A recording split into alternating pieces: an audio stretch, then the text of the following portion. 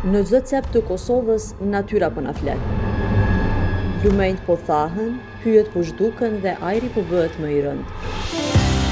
Por nuk është vonë, sepse na kemi fuqi.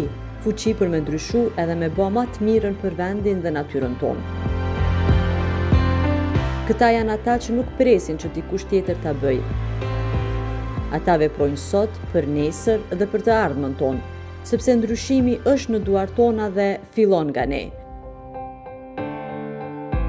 Çdo pemë që na e mbjellim, çdo pikë uji që na e rujmë, çdo hapësirë që e pastrojmë dhe çdo gjë për drejtësi, për mjedisin, ka shumë rëndësi.